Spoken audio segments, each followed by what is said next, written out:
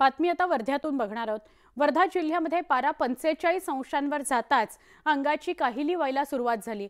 वाढत्या तापमानामुळे दुभत्या जनावरांवर आणि शेती कामावर परिणाम झालाय। दुभती जनावरं आता कमी दूध द्यायला लागलेली आहेत। येत्या 2 दिवसात पुन्हा तापमान वाढण्याचाच अंदाज आहे।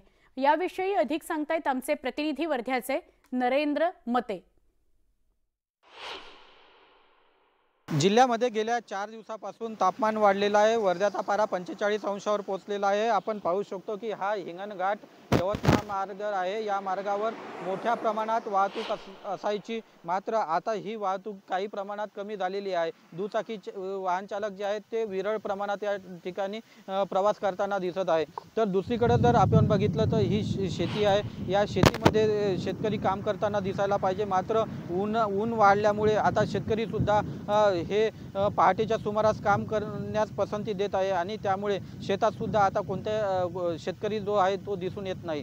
एकंदरीतच जिल्ह्यामध्ये जे ऊन वाढलेलं आहे याचा फटका सामान्य नागरिकांना बसू नये यासाठी प्रशासनाने सुद्धा दखल घेतलेली आहे। जिल्ह्यासह इतर जे तालुक्याच्या ठिकाणी जे ग्रामीण रुग्णालय या ठिकाणी कक्ष उघडलेले आहे आणि रुग्णांना त्यापासून सुविधा देण्याचा प्रयत्न सुद्धा आरोग्य विभागाने केलेला आहे।